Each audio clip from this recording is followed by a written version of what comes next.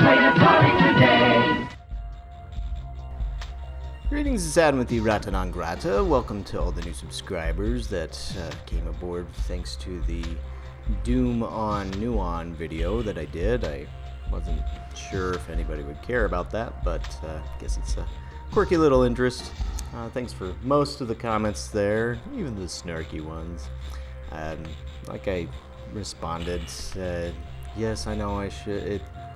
It may be a little annoying when somebody's asking others to do the work, but I just do this channel as a hobby. I work 4 jobs already, so I don't have time to learn how to do assembly coding on a DVD player.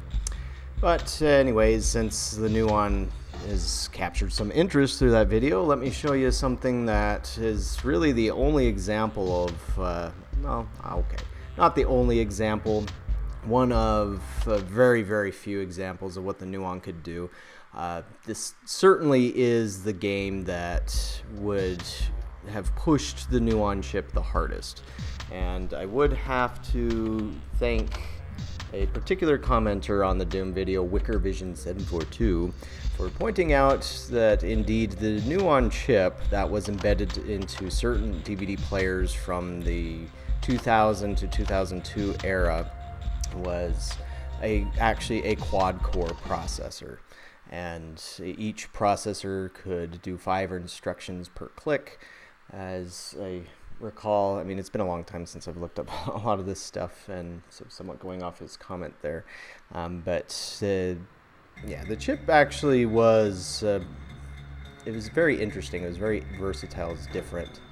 And according to legend at the time, as I covered this NUON player on before it was a blog, we had something called GeoCities. And I had a fan site from NUON called Castle NUON. And I regularly talked from people at VM Labs and a few others in the game review side of the industry. And I remember distinctly that it was VM Labs saying that they believed that the whole reason that Sony put a DVD player into the PlayStation 2 was because of the NUON. At first, the NUON, when it was known as Project X, it was actually reportedly to be extremely powerful, and that was because it could do things like real-time ray tracing and voxels and NURBS and things like that, and that's where you had Sony talking about this graphics technique called NURBS. Now, the weird thing about the NUON chip is that it had no hardware acceleration for anything. Again, if I'm recalling everything correctly, it was all software, and so while it was a powerful chip, you had to be a really, really good coder to get the most out of it, including stuff like the ray tracing and other graphical techniques. And so Iron Soldier 3, as you see here, this did come out on the PlayStation 1.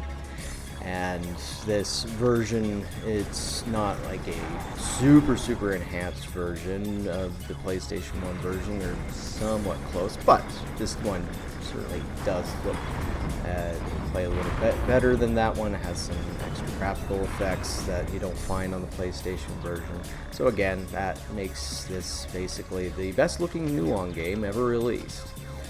But this one was also cut short a little bit, as when it was released there was some bug found in it and they had to issue a recall, and that was about the exact same time where VM Labs went under. And so if I'm recalling correctly, they never were able to, well, the number of copies that they were able to issue with the corrected software were very, very small, making this one of the rarest games on a fairly obscure, rare system. Although I don't know the exact numbers on the NUON. Again, it was released on several DVD players. You had Samsung, Toshiba, and RCA releasing DVD players with NUON chips on them. And given how DVD players were, I mean, you'd think that there would be many thousands of them out there, but again, I don't know for sure what the numbers might have been. But it's certainly more than maybe like the Atari Jaguar managed to sell, which, as I mentioned in another video, I would say that the NUON is the closest we can imagine as to what the Jaguar 2 would have looked like. as the actually, it was either one or two of the chip designers were the same guys who worked on the Jaguar and the Jaguar 2, which was never, the latter was never released. But Iron Soldier 3 is a fun game. It's a mech game. It's a little more, you could say, arcade style as far as mech stuff goes. It doesn't get quite as into the weeds as something like one of the Mech Warrior games would do, or Battletech. And so you just have very straightforward missions, generally action-packed.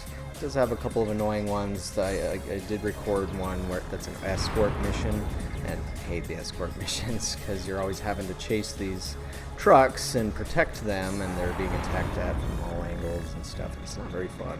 And so I prefer missions like this one where you're just supposed to walk around the city and blowing stuff up, getting into buildings, grabbing crates, whatever. There's one mission where you literally have to destroy every single building in the town. And it's like those ones I enjoy just because it's just, again, more straightforward and action-packed. But yeah, I think the NUON's a cool little obscurity from gaming history.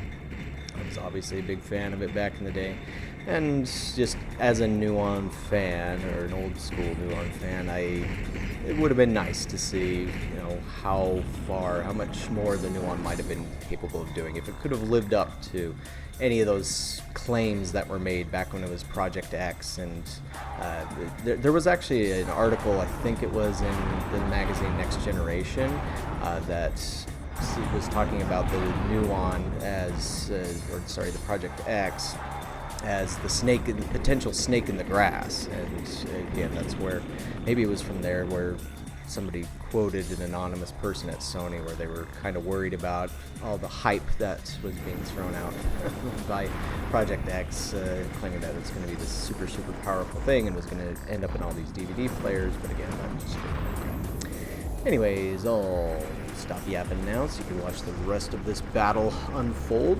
But let me know what you think about the NUON in the comments below, and if there's other things you'd like to see from this. I do have more Iron Soldier 3 footage.